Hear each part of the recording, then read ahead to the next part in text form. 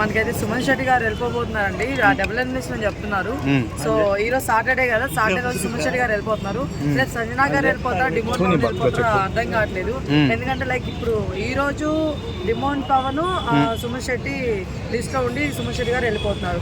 So అంటే రేపు demon Pawan వెళ్ళిపోతారా, లేకపోతే రేపు ఏమైనా ట్విస్ట్లు ఉండి సంజనా గారిని ఏమైనా పంపిస్తారా, లేకపోతే ఇంకెవరైనా పంపిస్తారో అర్థం కావట్లేదు.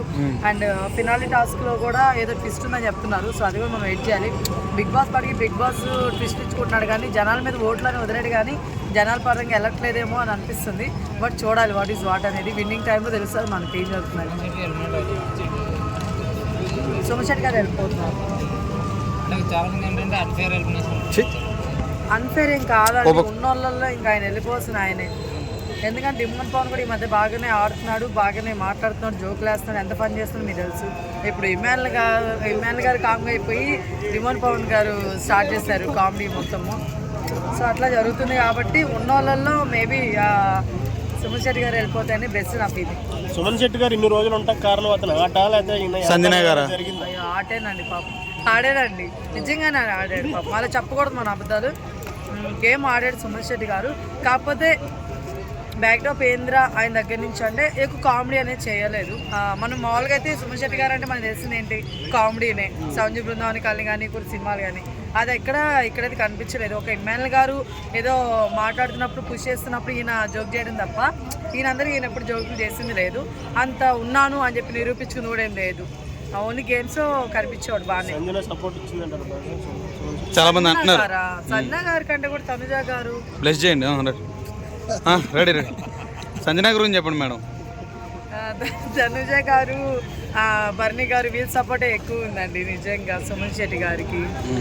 ఎస్ ఇంకా సో ఫైనల్గా మనం ఏమనుకుంటున్నామంటే సుమన్ శెట్టి గారు వెళ్ళడం అయితే అన్ఫేర్ ఏం కాదు ఉన్న సిచ్యుయేషన్స్లో.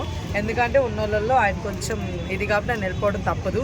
మిగతా వాళ్ళందరికీ ఓటింగ్ పరంగా అన్నిటి పరంగా బాగుంది కాబట్టి. But anyway next week finale ఉంటుంది కదా మనకి, 21st నెక్స్ట్ వీకేనా, 21st ఫినాలి. కప్పు వాడిదా చూడాలనుకుంటున్నాం, ఈగర్లీ వెయిటింగ్. మీరెవరు ఎక్స్పెక్ట్ చేస్తున్నారు కప్పు?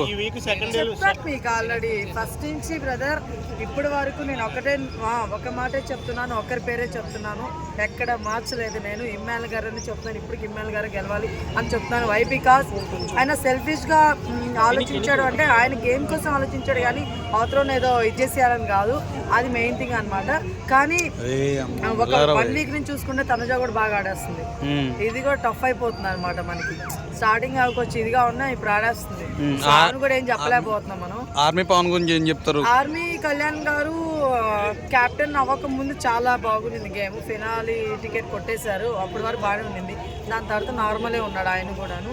సో మొత్తానికి అయితే వినయ్ ఛాన్సెస్ మాత్రం ఆల్మోస్ట్ తనుజ ఇమ్మానుయల్ గారి మధ్య నడుస్తుందని నా ఫీలింగ్ అండి.